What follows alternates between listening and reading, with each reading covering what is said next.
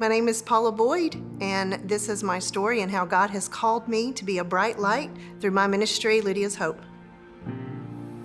So I saw firsthand in my own family how trauma was affecting children and just in their development through their behaviors.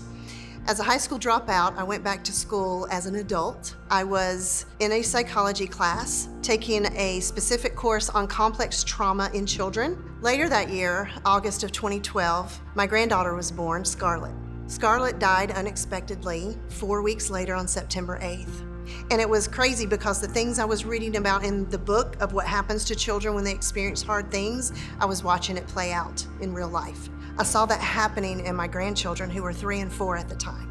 I went to the school that I was working at and I began to notice even behaviors there in little children that were just kind of difficult to understand, but I knew that there had to be something going on inside their brains. There was one little girl who taught me a lot. Her name was Lydia. She had a lot of behaviors that were bizarre. And I remember one specific time when she open-handed slapped me across the face, and I picked her up and I held her like an infant. And I just looked in her little face and I said, "Lydia, you're safe. I got you."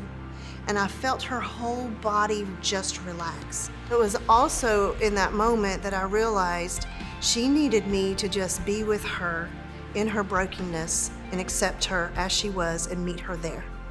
And I realized that's exactly what Jesus does with us. In our brokenness, He meets us exactly where we are, and He provides a way out of the shame and bondage that we carry from sin.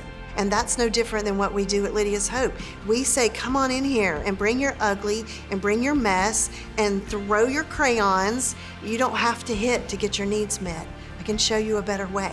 They are created in the image of God, and we can come alongside and meet their needs without shame, because it's there at the cross when we recognize our brokenness and that Jesus has provided a way for us to leave our shame, leave our guilt, confess our sins, and after that there's resurrection of life.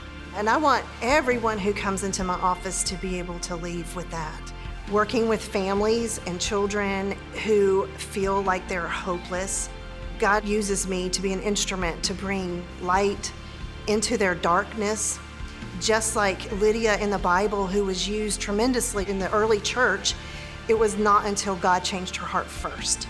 God's the one who does the transformation, but we get to be bright lights in dark places and point them back to the one who can provide healing, who can provide their identity, who can bring hope, and that's Christ.